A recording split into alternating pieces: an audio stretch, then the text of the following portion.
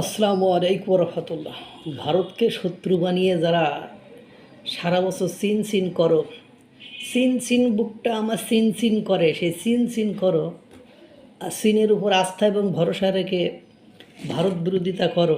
আর বাংলাদেশের কেন পুরো পৃথিবীতে বাংলা ভাষাভাষীদের মধ্যে যারা সোশ্যাল অ্যাক্টিভিস্ট তার মধ্যে পিনাকি অর্থাৎ পিনিক ভট্টাচার্য, পিনিক বিন শোয়েব বিন আবদুল্লাহ পাকিস্তানের বীজ, পুরো দস্তুর পাকিস্তানের বীজ হলো আপনার পিনাকি এবং তার জন্মতত্ত্ব আমি আপনাদেরকে জানিয়েছিলাম এক সময় যে কিভাবে তার বাপকে জেলে পাঠিয়ে মানে পাকিস্তানের একজন কর্তা ব্যক্তি তার মাকে ইত্যাদি ইত্যাদি করে ফেলেছিল। পরবর্তীতে এটা নিয়ে কত কিছু হয়েছে এবং তার বাপ জেলে থাকা অবস্থায় তার মা গর্ভধারণ করে। জেলে যাওয়ার কয়েক মাস পরে এই গর্ভধারণের বিষয় জেলে না সরি ঢাকায় না কোথায় ট্রান্সফার করেছিল, ওই পরবর্তীতে তার এই গর্ভধারণের বিষয়টি নিশ্চিত হয়। বিষয়টি এরকমই, যাই হোক, সে পুরোদস্তুর পাকিস্তান প্রেমী, পাকিস্তানের স্লোগান দেয় এবং পাকিস্তানকেই ভালোবাসে এবং সকাল বিকেল দুপুর উঠতে বসতে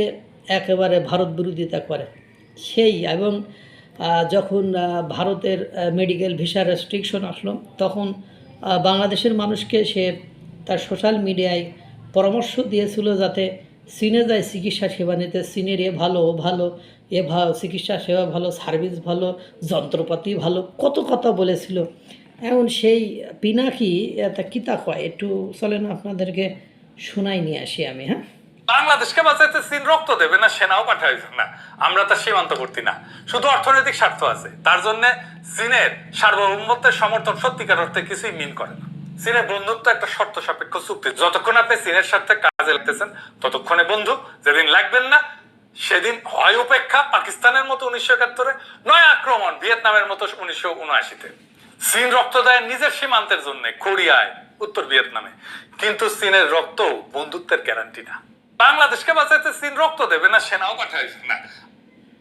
এখন শুনেছেন, আমার মনে হয় আপনারা বিষয়টি কিছু বুঝতে পেরেছেন যে চীনের বন্ধুত্ব রক্তের গ্যারান্টি নয়।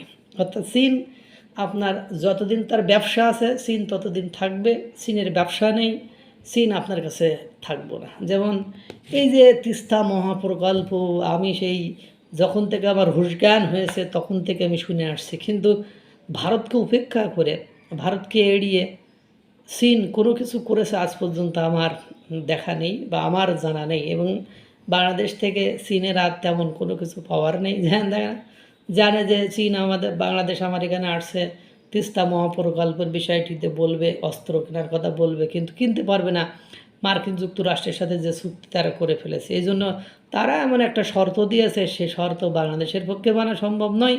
সুতরাং মানে তারা আজ অনেকে ভাবে যদি বাংলাদেশকে বা ভারত কোনো কিছু করে তাহলে চীন ভারতের আক্রমণ করবে, ঘোড়ার ডিম করবে। এই যে অরুণাচল অঞ্চলে চীনের সৈন্য ঢুকে গিয়েছিল, গতকালকে অভিযান চালিয়ে 1000 কিলোমিটার আবার দখল, 1000 না কত কিলোমিটার ওরকমই তো দেখলাম, 100 না 1000 কিলোমিটার আবার দখল করে নিয়েছে। সুতরাং মানে বেশি বাড়াবাড়ি করার কোনো দরকার নেই। ওই যে চীনের বন্ধুত্ব রক্তের সম্পর্ক নয়, চীন স্বার্থ ছাড়া এক পা এদিক ওদিক ডাইন। এই যে পাকিস্তানের ঘনিষ্ঠ বন্ধু, পাকিস্তানের যত রকম করিডোর বলেন, পাকিস্তানের অস্ত্রাগার বলেন, পাকিস্তান যে অস্ত্র ব্যবহার করে, যেমন ভারতের ব্রহ্মস অস্ত্র, রাশিয়া আর ভারতের সম্মিলিত প্রচেষ্টায়, সেখানে পাকিস্তানের যে F-17 থান্ডার, এটা মনে হয় চীন আর পাকিস্তানের সম্মিলিত প্রচেষ্টা। এবং পাকিস্তানের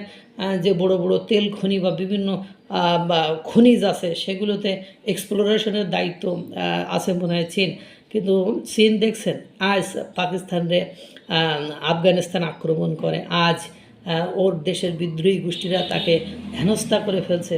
কই চীন চীন চীন চীন কারণ চীনের সাথে পাকিস্তানের হয়তো সীমান্ত নেই, আর সীমান্ত নেই বলে ও অত কেলাকেলি করার সময় নেই। এই জন্য চীনের সাথে পিনাকি পুরোদস্তুর ভারত বিরোধী, সে যদি একথা কয় তাহলে বাস্তবতা কী কয়।